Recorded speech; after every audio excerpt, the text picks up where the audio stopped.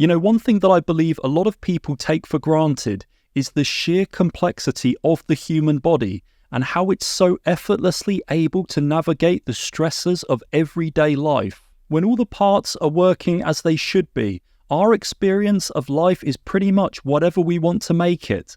However, with the emergence of a condition like POTS, dysautonomia, CFS, or long COVID, it massively hinders the physical capabilities of our body, making everyday life extremely restrictive. And of course, the leading thought that goes through the heads of these people every second of every day is that they just want to be able to live more in line with how a healthy human being lives. But when years pass and they're no closer to attaining that goal, they start to think to themselves that maybe that thought might just be a fantasy. Now let me explain what I think is going on with these people's bodies and the reason as to why so few of them are making any real noticeable long-term improvements when it actually comes to improving their quality of life. So I alluded earlier to the fact that the human body is complex, and in order for it to function as it was originally designed to function, it relies heavily on inbuilt neuronal systems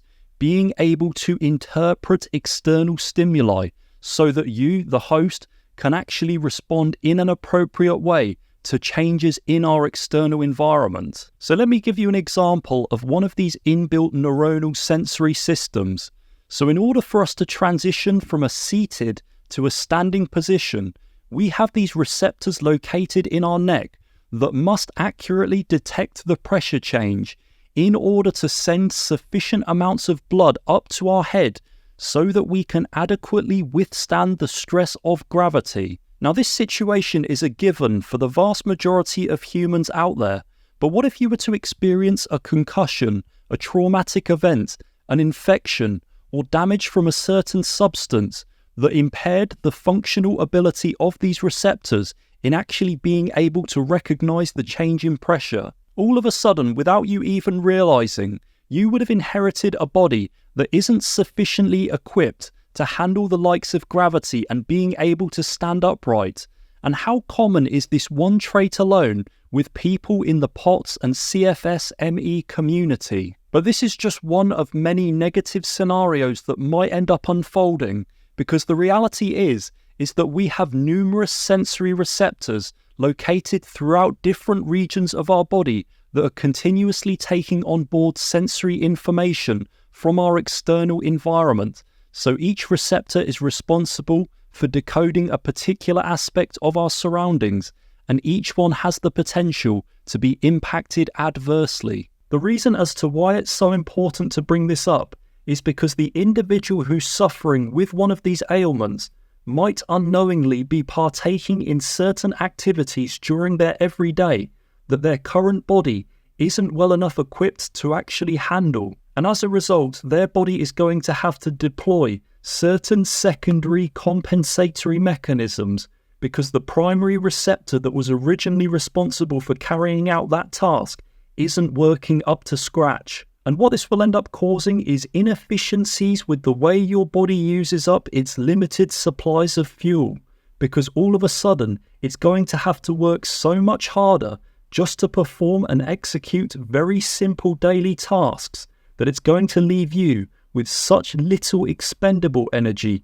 to actually go about your day with. And it's these unconscious adaptations that your body's making that's ultimately the reason as to why you have to try so hard just to conserve your energy reserves. And it's also the reason as to why you avoid engaging in certain activities that the vast majority of humans would.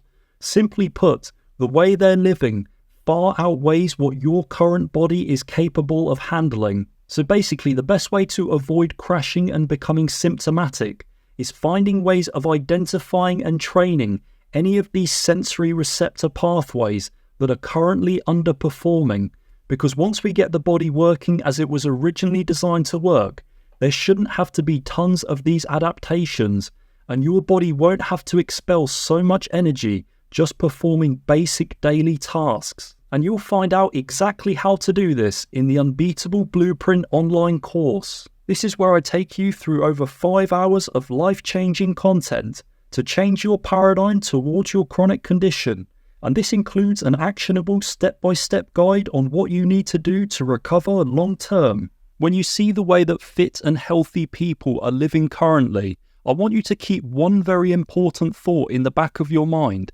And what that thought is that I'm not capable of living the life that they're living yet. Because you see, the thing is, these sensory systems are so primal and specialized, and our levels of health and energy are so reliant on their function that I actually think we owe it to ourselves that we might never actually live a normal quality of life again until we identify and address any underlying dysfunctional pathways within this system. Because the knock-on impacts of doing this can be absolutely monumental, and I personally have first-hand experience of just how life-changing the benefits can actually be. So in my case, certain aspects of my visual system and my vestibular system, which is my inner ear, were having issues with taking on board accurate sensory information.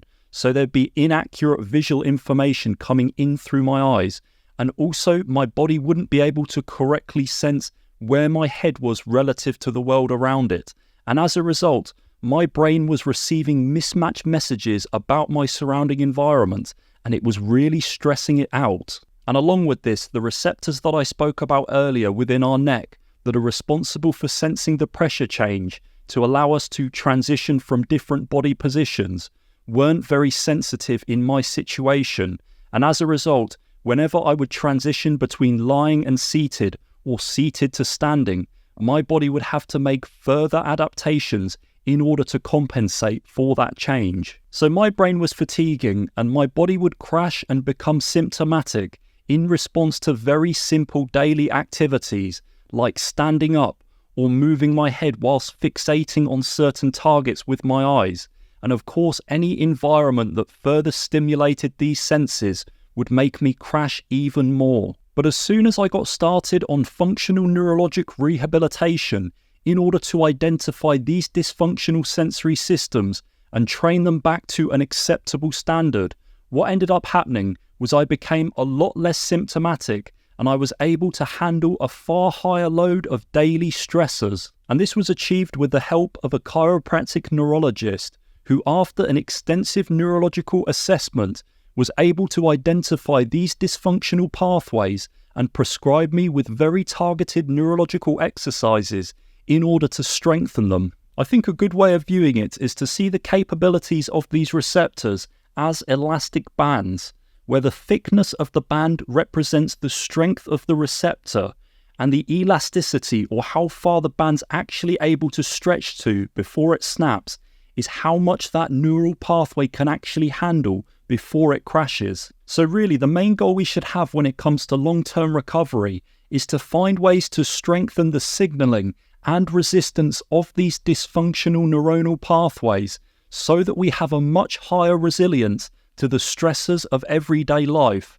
And by doing this, you'll be transitioning your body from one that's like this into one that's like this.